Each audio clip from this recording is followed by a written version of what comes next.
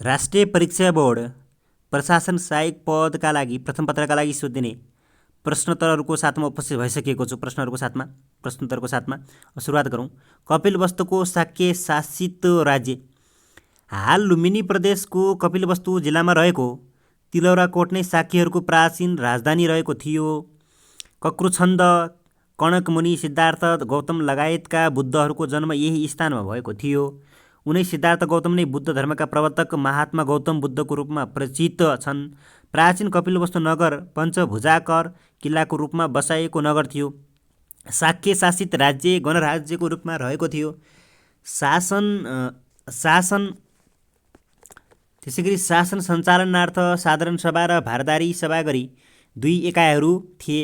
साधारण सभाले राज्यको कार्यकारी सभाको रूपमा कार्य गर्दथ्यो र यस्तो कार्यकारी सभाका मुख्य व्यक्तिहरूलाई नै राजा भनिन्थ्यो।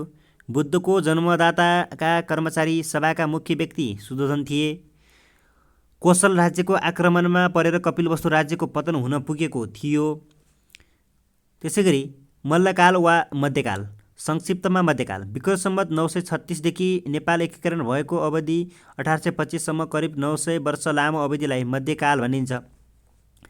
मध्यकालमा मल्लहरूको शासन रहेकोले यसलाई मल्लकालको रूपमा अध्ययन गर्ने प्रचलन छ। प्रथम मल्ल राजा अरिदेव मल्ल हुन्। मल्ल वंशकी सूर्यवंशी क्षेत्रीय हुन्।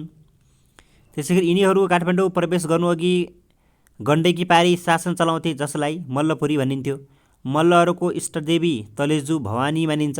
मल्लहरूको प्रवेश भारतको कुशीनगर र त्यसको छेउछेउबाट भएको मानिन्छ।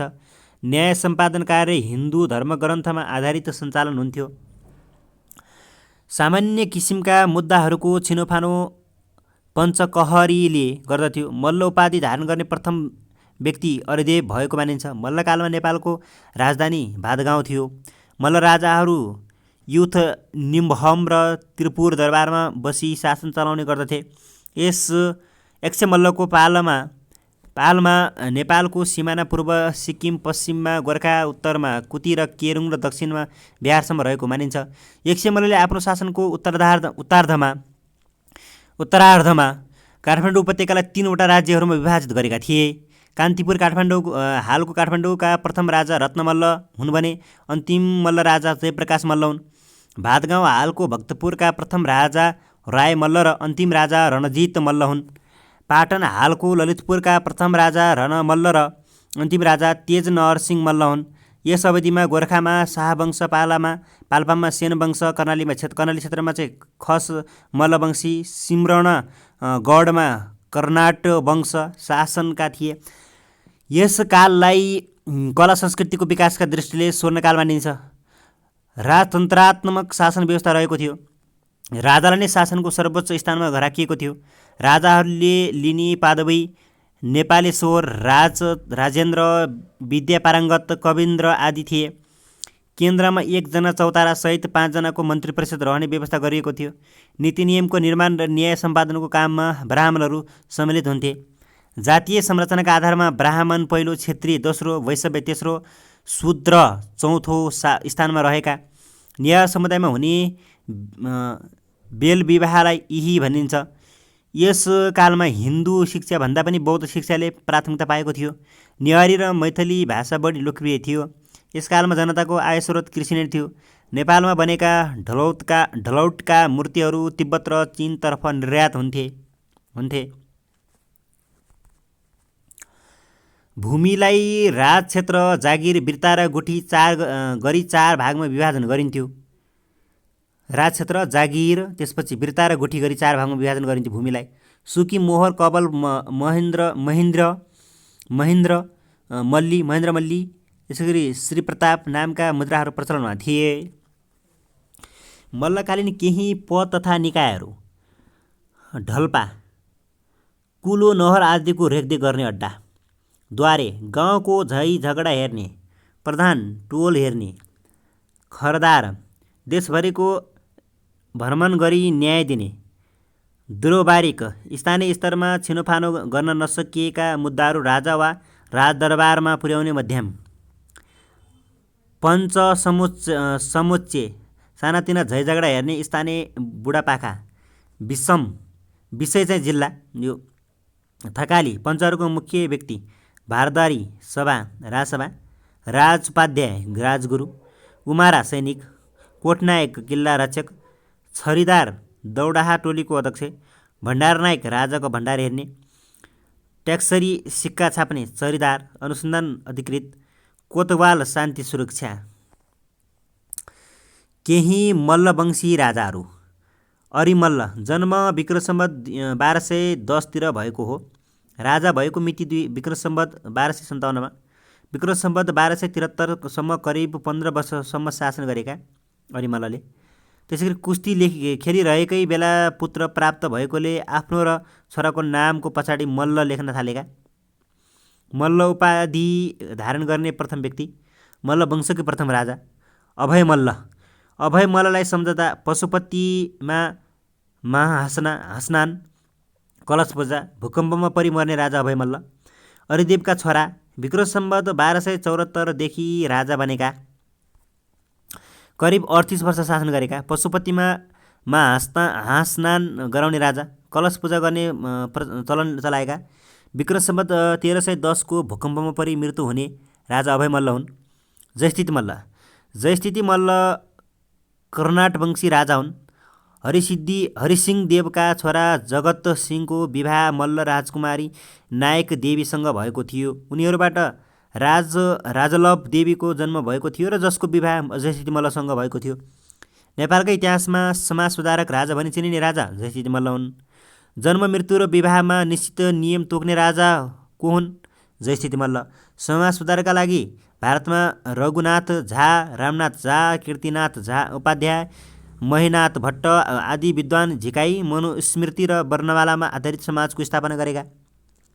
विक्रम सम्वत 1438 देखि 1452 सम्म 18 वर्ष जति शासन गरेका थिए। उपत्यका नेवारहरूलाई 32 उपजातमा विभाजन गर्ने राजा को हुन्? जयस्थिति मल्ल नै हुन्। जयस्थिति मल्लले जग्गालाई अब्बल, दोहेम, सिम, चाहार गरी 4 भागमा विभाजन गरेका थिए। 4 वर्ण 36 जातका सामाजिक व्यवस्था कायम गर्ने व्यक्ति जयस्थिति मल्ल हुन्। जयस्थिति मल्ललाई सम्झदा जग्गा अब्बल, दोयम, सिम र चाहार, 4 वर्ण 36 जात, आर्थिक दण्ड, वंशावली, लवकुश र कुम्भेश्वर मन्दिर, दीपक, राग र कलार, व्यावसायिक शिक्षा, मानव न्यायशास्त्र र न्याय विकासिनी, महिलाको थर परिवर्तन, मानवमाथि र ढक तराजुमा सुधार, जाति पेसा र पहिरनको व्यवस्था, गोपाल राजवंशालीको संरचना, विवाहपछि महिलाको थर पुरुषको थर परिवर्तन हुने चलन चलाउने राजा को हुन्? जयस्थिति मल्ल हुन्। अपराधीलाई शारीरिक दण्डको सट्टा आर्थिक दण्ड दिने चलन जयस्थिति मल्लले चलाएका हुन्। त्यसैगरी मानव न्यायशास्त्र र न्याय विकासिनी नामक ग्रन्थको रचना गर्ने काम जयस्थिति मल्ल हुन्। जग्गा जमिनको नाप जाँच गर्ने व्यवस्था सुरु गर्ने राजा चाहिँ जयस्थिति मल्ल नै हुन्। राजघरानको दाह संस्कारको बेला दीपक, राग र सर्वसाधारणको दाह संस्कारमा कलार बनाउने चलन चाहिँ कसले चलाएका हुन्? जयस्थिति मल्लले चलाएका हुन्। जग्गा धितो राखी ऋण दिने व्यवस्था गर्ने राजा पनि जयस्थिति मल्ल हुन्। सर्वप्रथम व्यावसायिक शिक्षाको सुरुवात गर्ने राजा पनि जयस्थिति मल्ल हुन्। जयस्थिति मल्ल हुन्। नेपालमा शासकहरूको वंशावली तयार पार्ने कार्य कसले गरेका थिए? जयस्थिति मल्लले। जग्गा धनीलाई तल्ली सिंह र जग्गा कमाउनेलाई मोही भन्ने चलन चलाएका थिए। ब्राह्मणलाई पञ्चगौड र पञ्च द्रविड गरी विभाजन गरेका थिए। जातीय पेसा तथा पहिरनको व्यवस्था गरेका थिए। पशुपतिनाथ मन्दिर, छबैको लवकुशको मन्दिर निर्माण गरेका थिए। ललितपुरको कुम्भेश्वर मन्दिर स्थापना गर्न लगाएका थिए। उन्मक्त भैरवको मन्दिर स्थापना गरेका थिए। गोरखनाथ र गोकर्णेश्वर पूजाको प्रचलनमा चलाएका थिए। देवपाटन स्थित जय बागेश्वरीको मन्दिर निर्माण गरेका थिए। डोलाजी प्रथाको सुरु गर्ने राजा नै जयस्थिति मल्ल हुन्।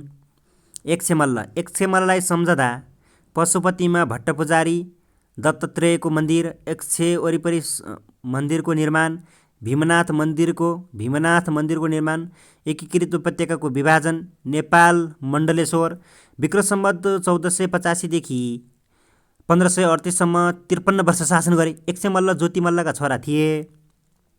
पशुपतिनाथ मन्दिरमा भट्ट पुजारी राख्ने चलाउने राजा पनि एक्छे मल्ल नै हुन्।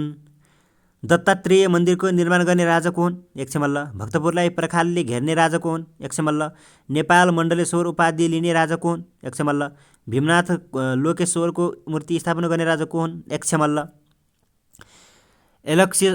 यक्षेश्वर मन्दिरको निर्माण गर्ने राजा को हुन्? यक्षमल्ल। एकीकृत उपत्यका राज्यलाई 3 भागमा विभाजन गर्ने राजा यक्षमल्ल हुन्। रत्नमल्ल। तामाको मुद्रा प्रचलन ल्याउने राजा रत्नमल्ल हुन्। रत्नमल्लले तलेजुको मन्दिर निर्माण गरेका थिए। पशुपतिमा दक्षिणकालीको निर्माण यिनैको पालामा भएको थियो। रत्नमल्लले सप्तऋषि र अष्टामातृका मूर्ति स्थापना गरेका थिए। महेन्द्रमल्ललाई सम्झदा। चाँदीको मुद्राको प्रचलन, प्रजा मर्दा छाक छोड्ने, त्यसपछि प्रजाले खाएपछि मात्र खाने, अनि श्वेत विनायकको जात्रा, महेन्द्रमल्ल। विक्रम सम्वत 1617 देखि 1631 सम्म करिब 14 वर्ष शासन गर्ने राजा महेन्द्रमल्ल हुन्। यी कान्तिपुरका राजा। चाँदीको मुद्रा प्रचलनमा ल्याउने राजा पनि महेन्द्रमल्ल नै हुन्। त्यसैगरी हिन्दू मल्ल मूर्ति, त्यसैगरी प्रजा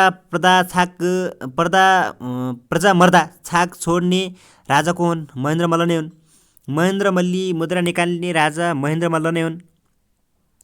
तलेजु भवानी मन्दिरको स्थापना गर्ने राजा नै महेन्द्रमल्ल हुन्।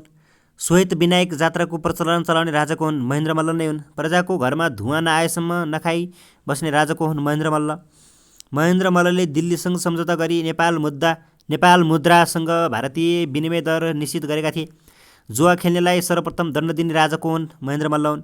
विदेश गएर सिप सिकेर आउनुपर्छ भन्ने राजा महेन्द्रमल्ल नै हुन्। नेपाली मुद्रा भोटोमा चलाउने राजा नै महेन्द्रमल्ल हुन्। सिद्धिनरसिंह मल्ललाई सम्झदा। पाटनको कृष्ण मन्दिर, छालाको मुद्रा, राजश्री हुने प्रथम राजा, चन्द्रयानी व्रत।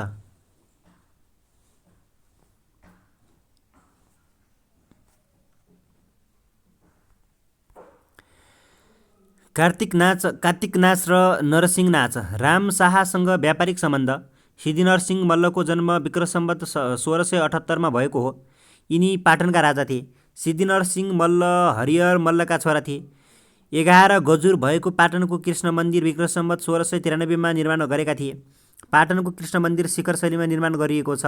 पाटनमा सर्वप्रथम मुद्रा चलाउने राजा सिद्धिनरसिंह मल्ल हुन्। गोर्खाका राजा राम शाहसँग व्यापारिक सम्बन्ध स्थापना गर्ने राजा सिद्धिनरसिंह मल्ल हुन्।